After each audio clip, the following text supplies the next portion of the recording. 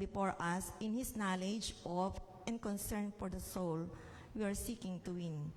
Ang pinaka-glorious na assurance natin habang tayo narito sa gawain ito ng soul winning ay ang pagtitiwala na ang Panginoon ay laging naroon, kung saan nagbibigay siya ng kaalaman at pagmamalasakit para sa kaluluwa ng mga taong nais nating madala sa Kanya.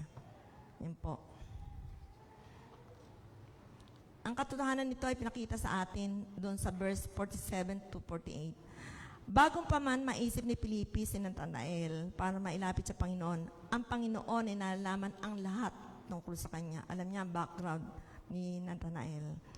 Sa Marcos 16, verse 19 to 20, pagkatapos magsalita sa kanila, ang Panginoong Jesus ay iniakyat sa langit at lumuklok sa kanan ng Diyos. Humayong nga ang mga alagad at nangaral sa lahat ng dako. Tinulungan sila ng Panginoon sa gawain ito. Pinatotohanan niya ang salitang kanilang ipinangangaral sa magitan ng kapangyarihang gumawa ng himala na ipinagkaloob niya sa kanila. Kaya mga kapatid, katulad po ng mga unang alagad noon, ang Diyos ang kikilos sa buhay ng bawat isa sa atin upang magawa po natin ang bagay na ito, yung soul winning. Ito ay nagpapaalala sa atin ang gawain ng soul winning ay hindi lamang gawain ng tao. But first and foremost, it is the Lord's work. Gawain po ito ng ating Panginoon. At isinasagawa niya ito sa magitan natin. Tayo bilang kanyang servant, tagasunod o tinutukoy na disipulo. Tayo po yung kanyang disipulo upang maipatid po ang kanyang mensahe para po sa iba. Pang-anim, wag po kayo mag-alala, dalawa na lang po natitiran. Pang-anim, the most thrilling moment that can come to us when the soul we are trying to win actually confesses the Lord. Kaya doon sa verse 49, at subukin ninyong ilarawan ang kagalakan na nasa puso ni Felipe sa mga oras na yon. Di po ba, pag meron kang nadalang tao na tumanggap sa ating Panginoon, yung kagalakan po ay hindi natin po matatawanan. Yung pong puso po natin ay talagang nag-uumapaw sa kagalakan. Gayun din, yun po ang nadama po ni Felipe nung tumanggap yung kanyang kaibigan na si Nathanael. Kahit nag-aano tayo naging tapat sa pagbibigay ng testimony sa ibang tao, maaring dumating sa punto na hindi ka agad-agad ay tumanggap siya. At hindi tayo ang nagkapalad na makapagdala sa kanya. Wag po tayo malungkot. Halimbawa, kinausap natin, tapos hindi siya tumanggap, tapos may ibang tao na kung saan kinausap muli siya, tapos tumanggap siya. Baka hindi pa po yung proper time nung kausap po natin siya. Kaya wag po tayong malungkot if in case na hindi po tumanggap kaagad yung tao nating kausap. Kung magkaminsan ay gumagamit ang ating Panginoon ng maraming instrumento. Minsan yung mga suliranin sa buhay, na kung saan nakita nila yung kabutihan ng Panginoon in spite doon sa mga nangyari sa kanilang hindi maganda. Finally, ay madala ang taong iyon sa kanyang paanan nung tao na mas nakakonbinse sa kanya. At last po, pampito, the most encouraging incentive we can have to win others is the fact that the Lord has a glorious plan and purpose for the soul we are trying to win. Ang nakakahikayat na insentibo kung tayo ay nakapagdala ng kaluluwa sa ating Panginoon ay ang katotohanan na ang Diyos ay may dakilang plano at layunin para sa kaluluwa ng mga taong nais nating madala sa Kanya. Ito ang pinapakita sa atin ng verses 50 at 51. Kung tayo ay naghahanap ng kaluluwa na madadala sa paanan ng ating Panginoon, hindi natin alam kung magiging ano pagdating ng araw o pagdating ng panahon ang taong iyon. Magiging ano ba siya? Si Nathanael, alam natin na naging disipulo ng ating Panginoong Jesus. O, di po ba? Naging disciple siya ni Christ. Maaring ang madala natin ay maging isang katulad ni John Wesley, Charles Wesley, Hudson Taylor, David Livingstone, Joey Umali, Don Moen, at marami pa pong mga ibanghilista. At maaari ding Sammy Candido. Di po ba? Kaya Ito po ay, hindi po natin alam, hindi po natin matatawaran ang kabutihan ng Diyos kung yung nadala nating tao ay magiging haligi ng ating iglesia kasi darating panahon na mag-iiba na po ang henerasyon. Tayo po ay kumbaga sa way nasa mga golden days o golden years na kung saan ay mahalaga na yung mga papalit sa ating iglesia ay may malalim na pagkatanim ng pagmamahal para po sa soul winning o sa gawain ng ating Panginoon. Narinig po yung message ng ating Bishop Robinil na kung saan ay yung 10 ay naging isa na lang ang natira. Pero later on, dahil sa kasipagan ng isang yung natira, unti-unti ay dumami, nagdouble. Kaya kung bawat isa lamang po sa atin ay kagawa at bibigyan ng halaga po ang soul winning, baka itong church po natin na ito ay hindi na po tayo kasya. Hindi po ba? Hindi po ba kayo matutuwa ng ganon pag nakita natin yung church natin ay ala ng upuan sa dami ng taong gustong umupo? Kaya nawa ay ang mensahe na ito ay naging eye-opener para po sa bawat isa sa atin po magiging role o sa papel na gagampanan po natin sa araw po ng Biyernes, ika-6 ng hapon, dito po sa ating church. Marami po tayong nakataktang mga gawain na kung saan ay kinakailangan po natin ang tulong ng bawat isa sa inyo. Tulong-tulong po tayo upang sa ganon ay maging matagumpay po yung ating 120th anniversary celebration dito sa Orion United Methodist Church. Isa po tayo sa pinakamatandang church. Dinilpian yata 121, Kaedad po natin yung Bataan Methodism. Kasi natatandaan ko 100 years tayo dito. Nung pumunta tayo doon sa Manila para po i-celebrate yung 100 years, 100th anniversary din natin noon. Kaya mga kapatid, nawa ang pagpapala ng Panginoon ang sumabawat isa sa atin at maging bahagi po tayo ng dakilang misyon o dakilang gawain. At ito po ay ang soul winning o pagdadala ng kaluluwa sa paanan ng ating Panginoon. Tayo po ay muling magdumalangin sa ating Panginoon. Salamat po, Lord, sa umagang ito na kung saan na ipinakita mo sa bawat isa sa amin ano po ang aming nararapat na gawin upang nang sa ganon ay makapagdala po kami ng kaluluwa sa paanan mo. Lobin mo nga po, dakilang Ama, na gamitin mo po ang iyong mga anak, lalo tigit Panginoon sa araw ng Biyernes na kung saan ay kinakailangan po namin magdala ng 1 o 2 na kaluluwa na makikinig ng iyong mensahe sa mga tao na gagamitin, na magpapatotoo, aawit, at ipapakita po, Panginoon, ang kabutihan mo sa kanilang mga buhay. Lord, maraming pong salamat sa ganitong diwa. Muli, nagbabalik kami ng aming papuri at pasasalamat sa kabutihan mo sa buhay ng bawat isa sa amin. Sa tanging pangalan ni Jesus, ito po ang aking dalangin. Amen.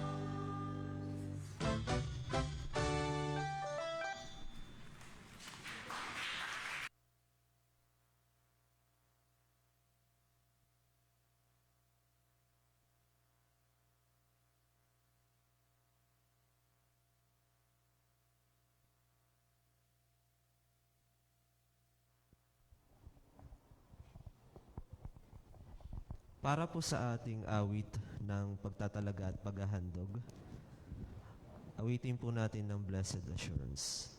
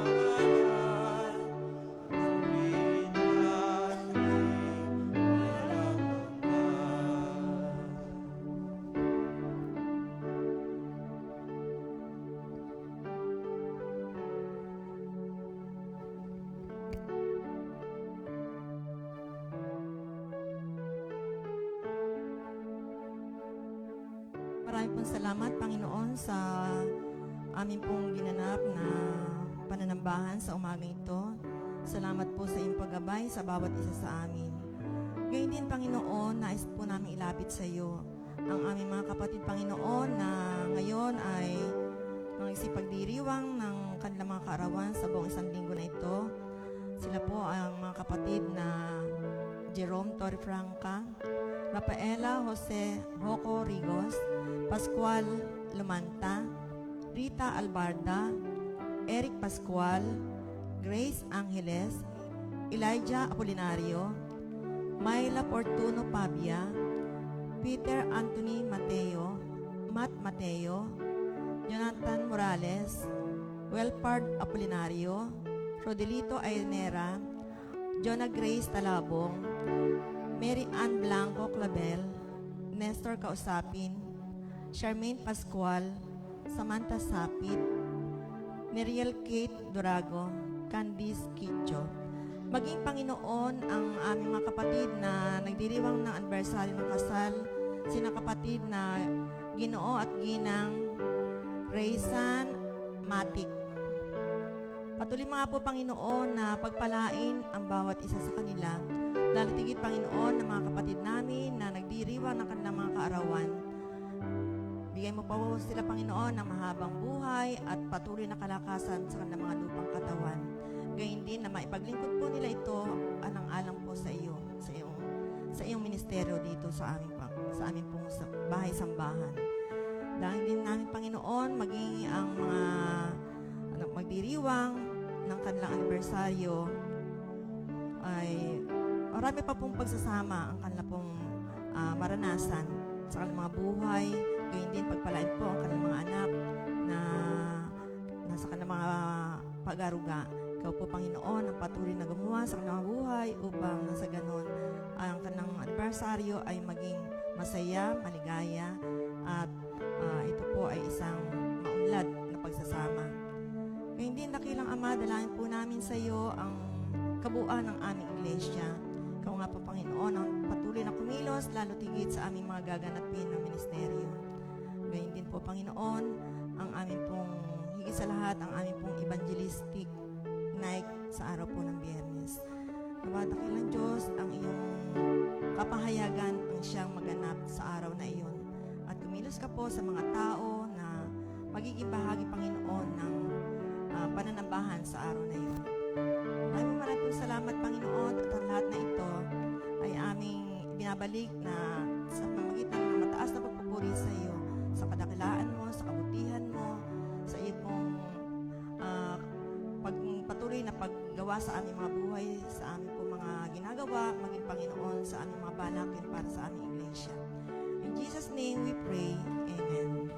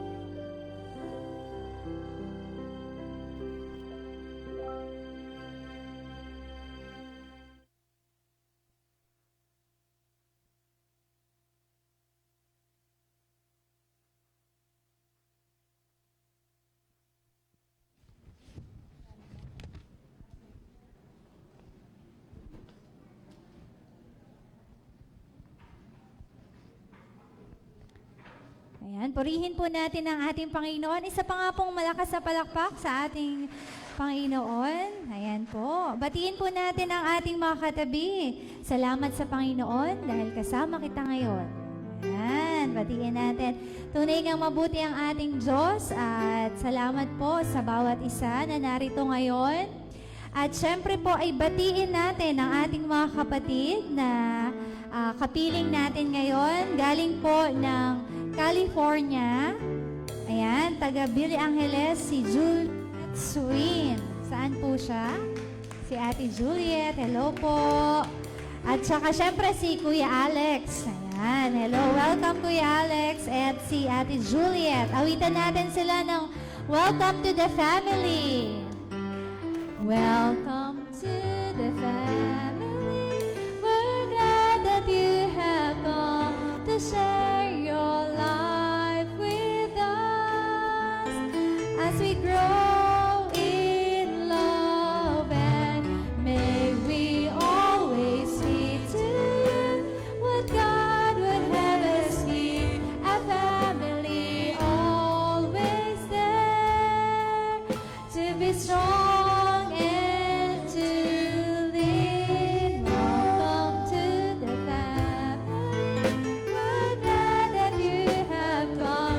Share your life